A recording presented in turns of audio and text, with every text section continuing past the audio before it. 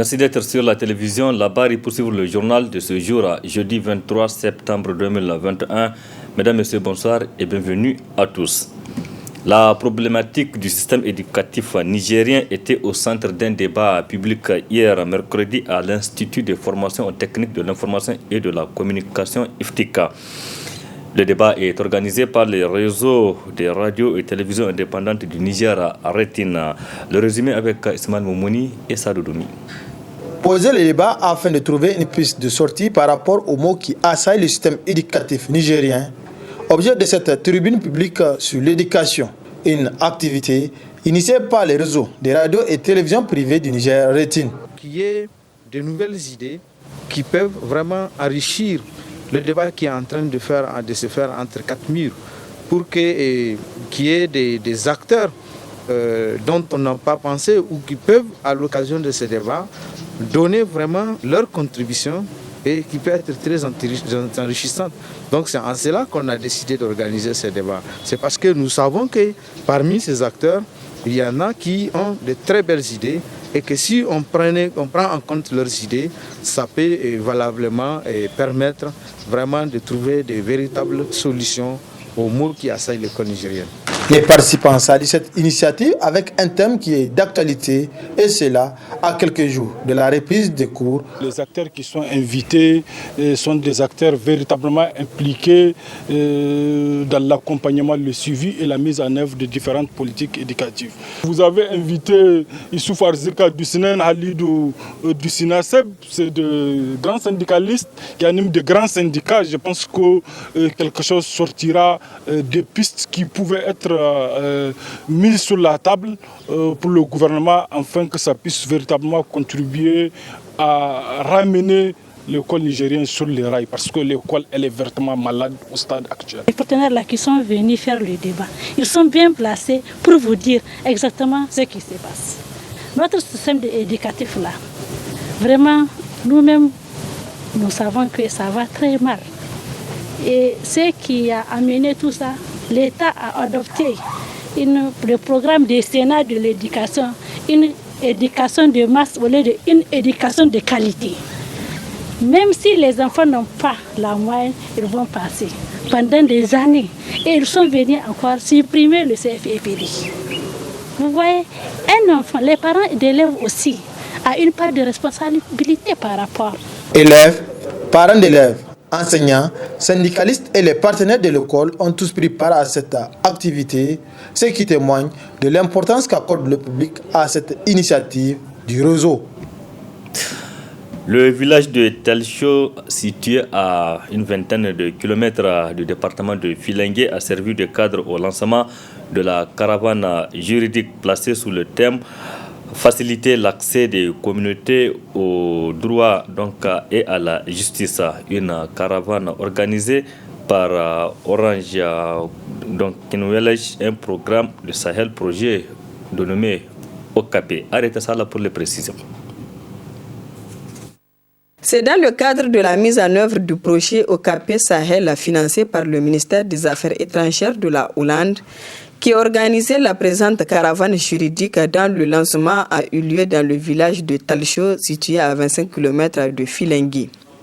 Placée sous le thème « Faciliter l'accès des communautés aux droits et à la justice », cette caravane vise la vulgarisation des droits et la sensibilisation des populations sur l'accès aux droits et aux juges.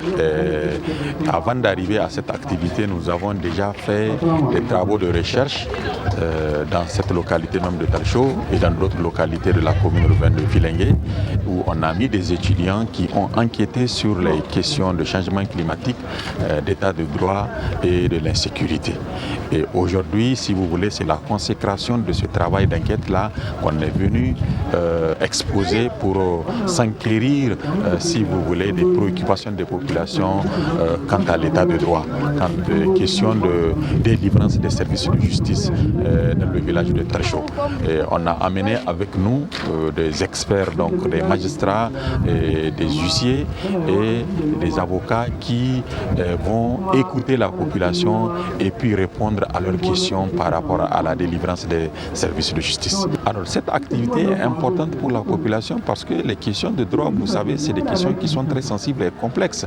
Donc les populations ont besoin de savoir comment le droit il est appliqué, comment les textes sont appliqués, comment les jugements sont rendus. Je pense que ce n'est pas tout le monde qui comprend réellement les rouages du droit.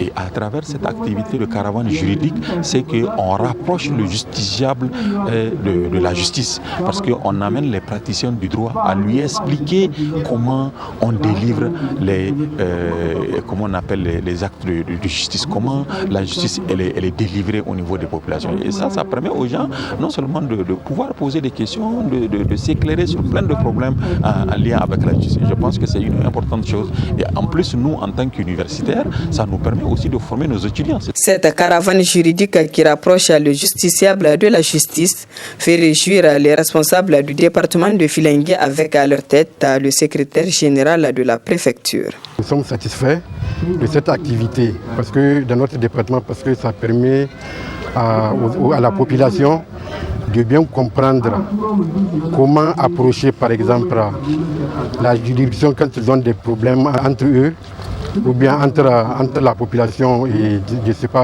l'administration. Et ça leur permettra de voir les voies et les moyens qu'ils doivent suivre pour approcher la juridiction, par exemple les avocats, les juristes, etc., etc. La sensibilisation que les gens vont faire, donc la population va comprendre en général l'état de droit. L'état de droit, comment approcher la population à la juridiction en général.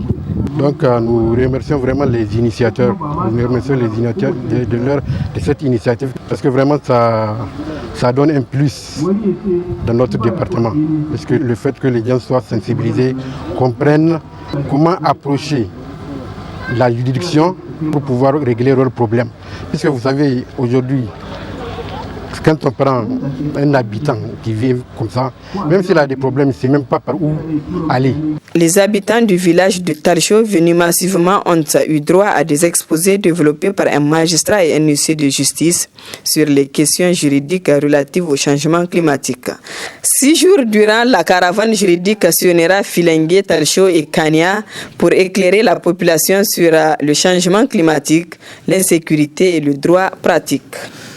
Le syndicat national des enseignants contractuels des centres de promotion des jeunes CPJ relevant du ministère de la Jeunesse et des Sports, dont les militants ont été suspendus récemment par le ministère de la Jeunesse et des Sports, exige entre autres l'annulation de cette décision. Ce même syndicat exige également le paiement de plusieurs mois d'arrêt depuis qu'il a fait savoir à travers une déclaration dont je vous propose de suivre un extrait avec le secrétaire général adjoint Algamisa Hamian. Manifestons notre indignation par rapport à la décision. En effet, cette lettre n'a respecté aucun code de travail, ni moins de contrat qui nous lie avec ce ministère depuis 4 ans, de 2018 à nos jours. C'est pourquoi nous avions demandé l'annulation pure et simple de la décision du 6 septembre 2021, car cette dernière est nulle et non avenue. Nous exigeons que nos pécules soient transférés au niveau de Poste Niger, comme tous les autres contractuels de l'éducation au Niger. Nous avons aussi une insuffisance des matériels didactiques, insuffisance des matières d'œuvre, aucune ligne directrice ni finalité, car il y a de cela 4 ans que les CPJ existent, mais le ministère est incapable d'organiser un profil de sortie pour les apprenants. Au début, le SG du dit ministère disait que c'est une formation de 3 ans, qui sera sanctionné par un diplôme. Et après, il avait changé de langage, que c'est 4 ans.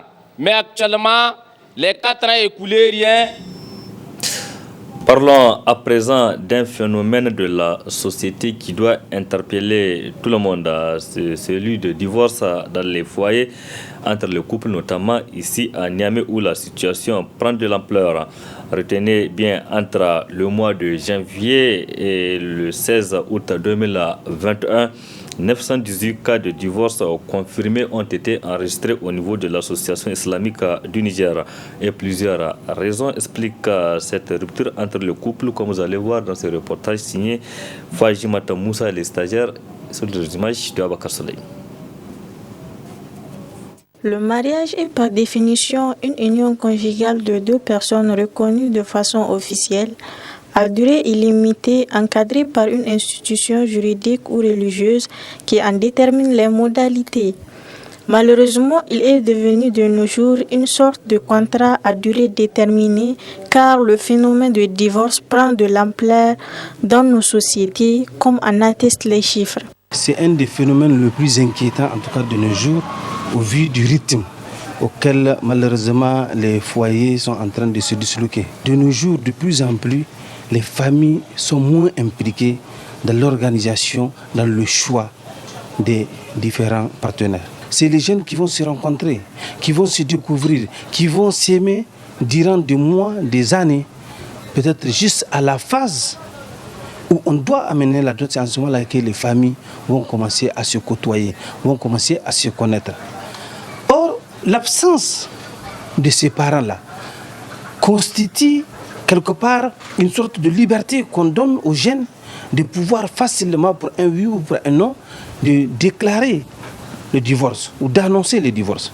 Plus de 918 divorces confirmés par l'Association islamique du Niger de janvier au 16 août 2021, une situation qui ne surprend guère le sociologue pour qui le mariage est devenu un facteur sadique pour la société. Les bases sur lesquelles, en dépit du fait qu'on a soustrait les parents, la famille, la communauté d'une manière globale, dans l'organisation ou dans le choix que les jeunes opèrent, mais malheureusement, le choix là, il n'est pas raisonné. Je dis pourquoi il n'est pas raisonné? Parce que chacun essayera, dans la mesure du possible, de paraître comme étant l'homme idéal ou la femme idéale aux yeux de l'autre, afin que tu puisses m'épouser. Mais lorsque vous êtes appelés à vivre ensemble, après la célébration du mariage, il y a forcément un certain nombre de réalités que vous allez finir par découvrir. Et lorsque ces réalités-là s'explosent, le plus souvent il y a une déception. Et partout où il y a déception, il faut s'attendre à une sorte de rupture de confiance. Et lorsqu'il n'y a plus de confiance dans un foyer, inévitablement, la question du divorce peut surgir à n'importe quel moment. Du côté religieux, l'islam, pour sa part, explique les conditions dans lesquelles le mariage devrait être célébré. C'est d'abord la conciliation. Et cette conciliation devrait passer d'abord par les témoins du mariage, c'est-à-dire un des membres de la femme et un des membres de l'homme. Cette première étape qui se passe devant un officier d'état civil. Un mariage, on ne le casse pas facilement comme ça. Il faut faire plusieurs étapes. Il y a la répudiation, il y a la conciliation, il y a toutes les étapes à faire avant d'en arriver là.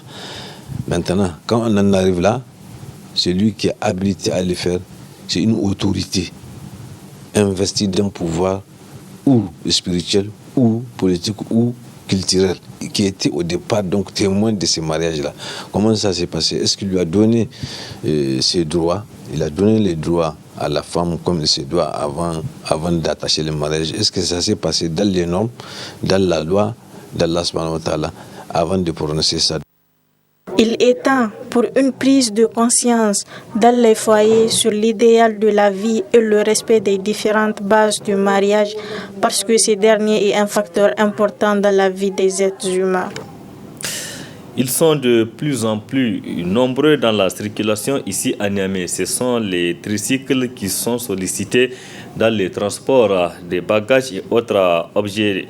Ces tricycles remplacent petit à petit les charrettes et les pousse-pousse. C'est ce que vous allez voir dans ce reportage signé Aboubacar Ibrahim et Aboubacar Soleil.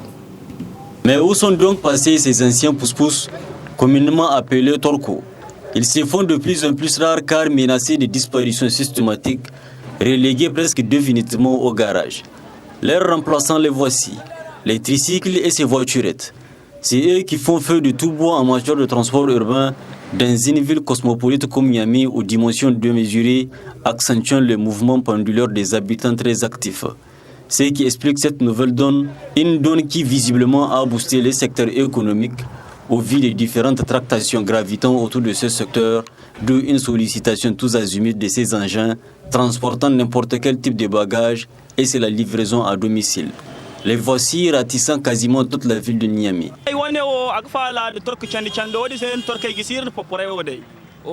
Avec ces engins, on s'en sort mieux. Grâce à Dieu, nous transportons tout, des ciments, des fers, des planches, etc. Parfois, on gagne 10 000, 15 000, voire même 20 000 francs un jour.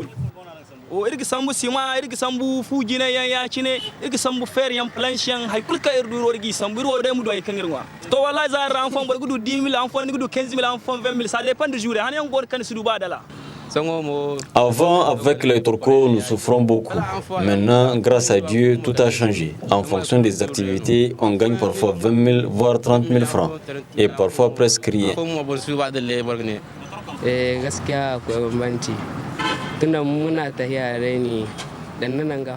Il y a une large différence entre les turcos et les tricycles.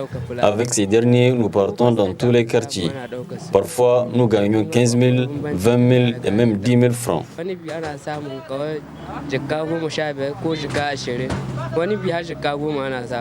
Le seul bémol, selon eux, c'est les tracasseries policières par rapport à la conduite de ces tricycles ou le port de casque, tout comme le permis de conduire qui sont exigés.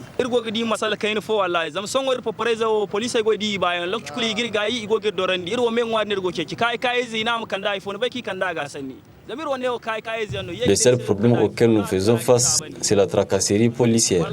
Nous demandons à l'État de surseoir à ces pratiques et nous permettre de mener nos activités.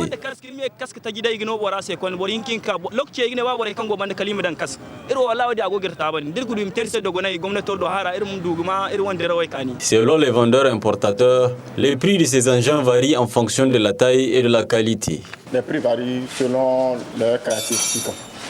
Par exemple, les tricycles, il y a le petit, il y a le grand. Le petit, le plus moins cher, c'est 920 000. Vous voyez, donc ça, c'est la puissance 153, 150 par 3, c'est ce qu'on écrit là-dessus. Donc il y a le 150 par 10, qui est 1 100 000. Et il y a aussi le moteur 800. Donc le moteur 800 avec le derrière qui fait 2 mètres de long. Donc ça, c'est 1 50 000. Mais qu'à cela ne tienne, ce type de transport a véritablement donné un coup de fouet dans le monde des affaires et les affaires marchent comme sur des roulettes avec ces engins en passe d'être une nécessité absolue. Du sport dans ce journal-là, la Confédération africaine de football, CAFA, a finalement dévoilé la liste des stades homologués pour abriter les 3e et 4e journées des éliminatoires de la Coupe du Monde. Et la bonne nouvelle, le stade général Seyni Kounché du Niger a bénéficié d'une approbation temporaire pour accueillir les matchs de l'équipe nationale du Niger, le MENA. C'est bien ça, Ibrahim Tikiri? Dans une note adressée à la Fédération nigérienne de football FENIFOOT, la Confédération africaine de football a décidé d'accorder une approbation temporaire pour que le stade général Seyni Kounché accueille les prochains matchs du MENA. Une décision de l'instance africaine du football tombée au lendemain d'une visite d'inspection des experts de la CAF. C'est un mérite qui revient tout d'abord à l'ensemble du peuple nigérien, au gouvernement, particulièrement le ministère de la Jeunesse et des Sports, aux plus hautes autorités de notre pays qui ont mis les bouchées doubles pour rattraper les lacunes que nous avions, et à la Fédération nigérienne de football avec à sa tête le colonel-major Jubilehi Mohamed Dipele qui n'a jamais ménagé sa peine pour rattraper les lacunes que le stade présentait et qui lui ont valu sa suspension. Donc, si le stade bénéficie de nouveau d'une approbation provisoire, c'est tout simplement qu'il y a eu un gros travail qui a été effectué pour rattraper les lacunes. Après avoir disputé son premier match sur terrain neutre, précisément au Maroc, le MENA national retrouvera provisoirement son stade général Seyni Kounché avec la réception du champion d'Afrique en titre, l'Algérie, le 12 octobre prochain, pour le compte de la 4e journée des éliminatoires de la Coupe du Monde. Il s'agit d'une autorisation, d'une approbation provisoire, comme l'indique l'expression, c'est dire que nous sommes toujours dans le viseur de la CAF, c'est dire que la CAF continue à nous encourager à travailler davantage. D'abord, à maintenir les acquis que nous avons. Les maintenir. Parce que le tout n'est pas, par exemple, d'avoir une belle pelouse. Il faut continuer l'entretien de façon perpétuelle pour qu'elle garde au minimum le niveau de qualité qu'elle a actuellement. Sinon, pour l'améliorer, continuer l'entretien des vestiaires et aussi aller sur d'autres aspects où peut-être on continue à avoir un peu quelques lacunes. Il s'agit par exemple des gradins. Et là, je ne vous cache pas qu'il y a d'autres travaux d'embellissement qui sont entrepris pour rendre également les gradins assez agréables et accueillants. On a trouvé une pelouse toute sec, mais pratiquement de l'herbe. Et on était étonnés. On était obligé de jouer sur des conditions catastrophiques. Aujourd'hui, on arrive sur un terrain complètement métamorphosé. Une bonne pelouse, toute verte, et une pelouse digne des matchs internationaux. C'est donc une prouesse pour le Niger d'être sur la liste des pays dont les stades sont homologués pour la 3e et 4e journée des éliminatoires de la Coupe du Monde de la FIFA Qatar 2022. Toutefois, la CAF rappelle que le stade Kounté sera également évalué les jours de match et dans le cas où des manquements seraient constatés, des sanctions pourraient être infligées. Il y a encore 23 stades qui n'ont pas été homologués, qui n'ont pas été approuvés. Et comme vous l'avez dit, le stade Jean-Séné Kounté a la chance d'être parmi ceux qui ont été approuvés par la CAF. Et franchement, je crois que c'est une prouesse, c'est une fierté qu'il faut souligner. Tout le peuple nigérien peut être fier de cette décision de la CAF parce que c'est la reconnaissance des sacrifices, des efforts consentis par le Niger pour remettre son stade au nord. Il y a des pays encore qui ne voient pas encore leur stade encore homologué. Je pense au Burkina Faso qui va continuer à jouer à l'extérieur même à l'occasion des 3e et 4e journées. Je pense à la Côte d'Ivoire. Mais je dois souligner que quand même cette décision de la CAF a fait comme une sorte d'onde de choc qui a amené les fédérations et les autorités politiques à se rendre compte de l'importance d'avoir un stade vraiment au nord, dans l'intérêt de tous. Afin de garder donc le stade Jean-Séné Kounté définitivement ouvert, il appartient aux autorités de maintenir le cap dans le cadre de la poursuite des travaux bien faits et à temps. Merci Ibrahima Tikere. Point final de cette édition. Merci aussi à vous de l'avoir suivi. Restez en compagnie du programme de la télévision Labari. Excellente nuit à toutes et à tous. Au revoir.